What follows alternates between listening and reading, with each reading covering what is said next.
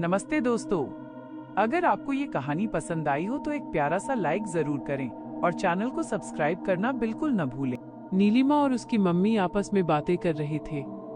तभी वहां राजीव आ पहुंचा। उसकी भी ऑफिस से छुट्टी हो गई थी। राजीव, क्या गपशप हो रही है माँ और बेटी के बीच? दोनों इतने बिजी हैं कि मेरी तरफ कोई देख ही नहीं रहा है। तभी राजू के चीखने की आवाज आई। राजू की चीख सुनकर तीनों भागकर कमरे में पहुंचे और सामने का नजारा देखकर चौंक उठे, क्योंकि कमरे में वही काली बिल्ली थी जिसे सुबह मालती ने घर से भगाया था। वो अपनी पूंछ और बाल खड़े किए उन दोनों को ऐसे घूर रही थी मानो उन्हें खा जाएगी। इसलिए राजू और आयुष काफी डर गए थे। मालती, राजीव, इस बिल्ली को तुरंत यहाँ से भगाओ। मैंने सुबह इसे घर से भगाया था, पर पता नहीं ये वापस घर के अंदर कैसे आ गई। और देखो, ये कैसे बच्चों को डरा रही है।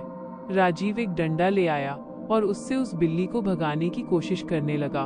दोनों बच्चे अपनी माँ से जा लिपटे थे, पर वो बिल्ली अपनी जगह से टस से मस नहीं हो रही थी। अपनी पूंछ और बाल खड़े किए वो एकटक उस शोकेस की तरफ देखे जा रही थी जहाँ वो जोकर वाला खिलौना रखा हुआ था।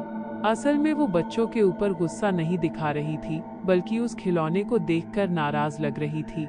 तभी नीलिमा ने हंसते हुए कहा, अरे मम्मी देखो, ये बिल्ली इन दोनों को नहीं डरा रही थी, बल्कि ये शोकेस में रखे हुए खिलौने को देखकर गुस्सा हो रही है।